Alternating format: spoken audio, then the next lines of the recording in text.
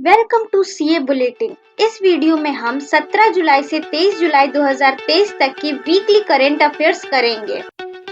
RBI ने private sector banks को one time settlement OPS system जारी करने कहा ताकि 40% तक रिटर्न ऑफ लोन्स की रिकवरी की जा सके।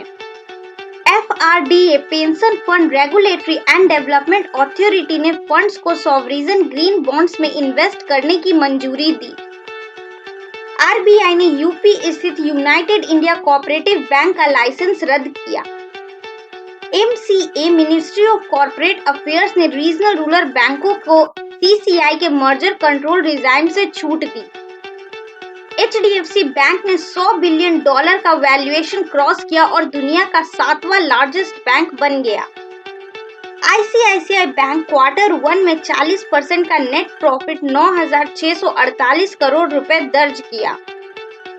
आरबीआई ट्रेजरी बिल पर पंजाब 7.41% का हाईएस्ट एसडीएल रेट्स दे रहा है। इंडिया का होलसेल प्राइस इंडेक्स जून में 4.12% रहा।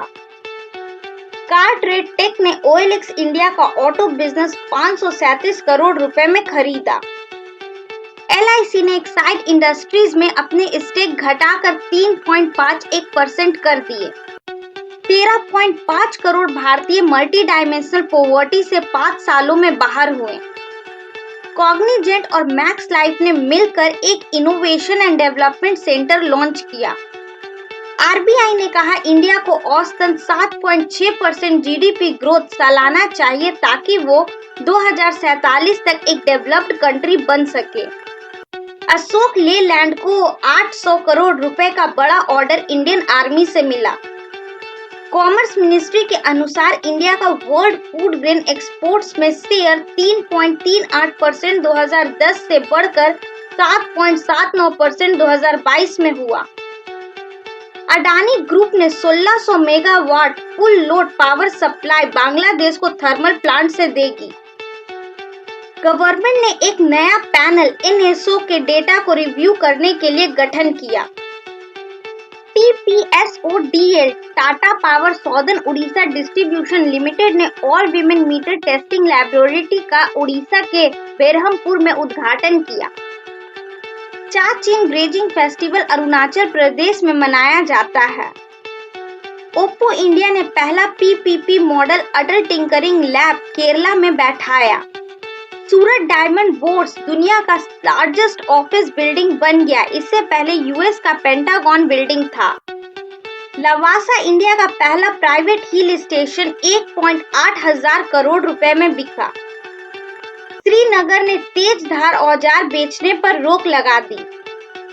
पीएम मोदी ने बाल गंगाधर तिलक और चंद्रशेखर आजाद को उनके सालगिरह पर श्रद्धांजलि दी। हेनली पासपोर्ट इंडेक्स के अनुसार सिंगापुर ने जापान को पीछे कर दुनिया का स्ट्रॉन्गेस्ट पासपोर्ट बन गया। इंडिया और यूएस ने मिलकर a call for proposal on critical and emerging technology launch किया। स्पेन ने एप्पल और अमेज़न पर $218 मिलियन का फाइन मारा छोटे रिटेलर्स को दरकिनार करने के कारण। इंडिया $1 मिलियन यूनाइटेड नेशन में हिंदी भाषा को बढ़ावा देने के लिए कंट्रीब्यूट करेगी। पीएम मोदी ने G20 नेशन में affordable inclusive clean energy transition सुनिश्चित करने की बात कही। एडमायरल आर हरि कुमार एक नेवल सेरेमनी अटेंड करने के लिए वियतनाम गए हैं। एडमायरल लीजा फ्रेंचेटी पहली महिला बनी जो यूएस नेवी को लीड करेगी। इटली ने इंडिया को दूसरे विश्व युद्ध में अपना योगदान देने के लिए सम्मानित किया। कार्लोस अल्कराज नोवाक जोकोविक को हराकर विंबलडन टाइटल जीते। मार्किटा वोंड्रोजोवा ने ओन सैब्योर को हराकर विमेन विंबलडन टाइटल जीती। इंडिया के शूटर पृथ्वीराज टोडेमन ने ISSF shotgun world cup Italy में ब्रॉन्ज मेडल जीता। इंडिया के शटलर सात्विक साईराज रंकी रेड्डी ने गिनीज वर्ल्ड रिकॉर्ड में फास्टेस्ट बैडमिंटन शॉटर का खिताब दर्ज किया। इंडिया की Surf team Asian surfing championship Maldives में ब्रॉन्ज मेडल जीती। साउथ जोन ने वेस्ट जोन को फाइनल्स में 75 रनों से हराकर दुलीप ट्रॉफी जीती। विराट कोहली ने सर डॉन ब्रैडमैन के बराबर मोस्ट टेस्ट सेंचुरीज दर्ज किया। सात्विक साईराज, रंकी रेड्डी और चिराग शेट्टी ने कोरिया ओपन 2023 का मेंस डबल टाइटल जीता।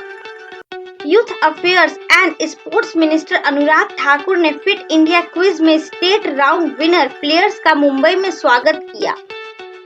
इंडिया और इंडोनेशिया की ज्वाइंट नेवल एक्सरसाइज जकार्ता में हुई।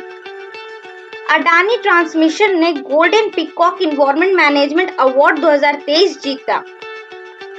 SGVN ने स्वच्छता पखवाड़ा अवार्ड 2023 में फर्स्ट प्राइज जीता। NTPC ने economic times HR world future skills award 2023 जीता।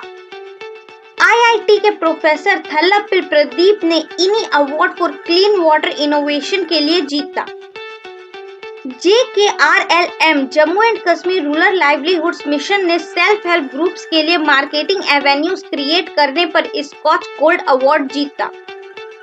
Union minister I&B Anurag Singh Thakur ने 8वां और 9वां community radio award regional community radio सम्मेलन के दौरान दिए। SBI capital markets limited SBI caps ने राज्य कुमार सिन्हा को न्यू MD एंड CEO चुना। मिस निर्वृति राय MD और CEO इन्वेस्ट इंडिया की चुनी गई। गवर्नमेंट ऑफ इंडिया ने सतपाल भानों को लाइफ इंश्योरेंस कॉर्पोरेशन LIC का MD नियुक्त किया। राकेश पाल इंडियन कोस्ट गार्ड के 25वें डायरेक्टर जनरल चुने गए। ICC वर्ल्ड कप 2023 के ब्रांड एम्बेसडर शाहरुख खान को चुना गया। वर्ल्ड इमोजी डे 17 जुलाई को मनाया जाता है। नेल्सन मंडेला इंटरनेशनल डे 18 जुलाई को मनाया जाता है। इंटरनेशनल मून डे 31 जुलाई को मनाया जाता है। वर्ल्ड चेस डे 20 जुलाई को मनाया जाता है। नेशनल ब्रॉडकास्टिंग डे 23 जुलाई को मनाया जाता है। DGFT directorate general of foreign trade ने एडवांस ऑथराइजेशन स्कीम लाया जिससे कि ड्यूटी फ्री इनपुट्स इंपोर्ट कर सकेंगे निर्यात के कामों के लिए। देश का पहला credit guarantee scheme live stock sector के लिए लॉन्च हुआ। UNDP इंडिया ने एब्सोल्यूट के साथ मिलकर सस्टेनेबल एग्रीकल्चर प्राइस के लिए MOU साइन किया। TN शेषान के द्वारा through the broken glass and autobiography book लिखी गई है।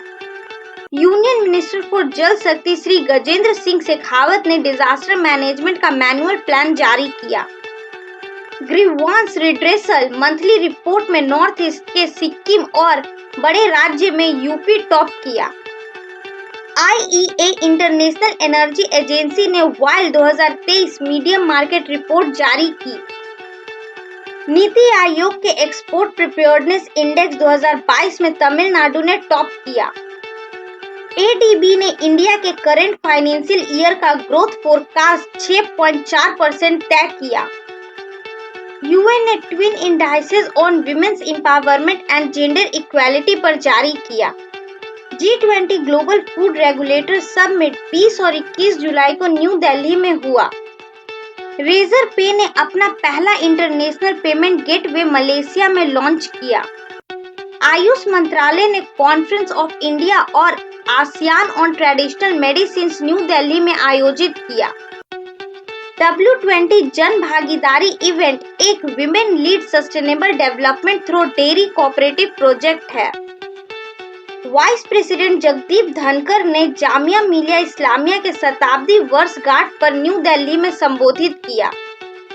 Fifth helicopter and small aircraft summit 25 जुलाई को मध्य प्रदेश में हुआ। नीति आयोग ने TCRA मैट्रिक्स फ्रेमवर्क का अनावरण किया। गवर्नमेंट ऑफ इंडिया ने CRCS सहारा रिफंड पोर्टल खोला जिससे कि सहारा के डिपॉजिटर्स को रिफंड मिल सके। ऑनलाइन पोर्टल शुरू किया गया जो ई-सिगरेट के बैन पर उल्लंघन का रिपोर्ट देगी।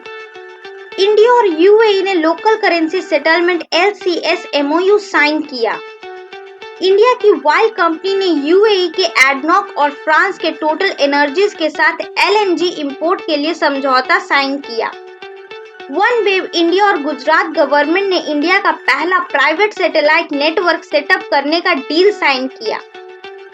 चाइना का रॉकेट मीथेन फ्यूल लॉन्चर पहला रॉकेट है जो स्पेस ऑर्बिट पर पहुंचा। मेटा और माइक्रोसॉफ्ट मिलकर एक नया एआई सॉफ्टवेयर बिजनेसेस के लिए लाएंगे। यूरोपियन यूनियन अपना पहला phase funding 500 million Euros India green energy पर इन्वेस्ट किया।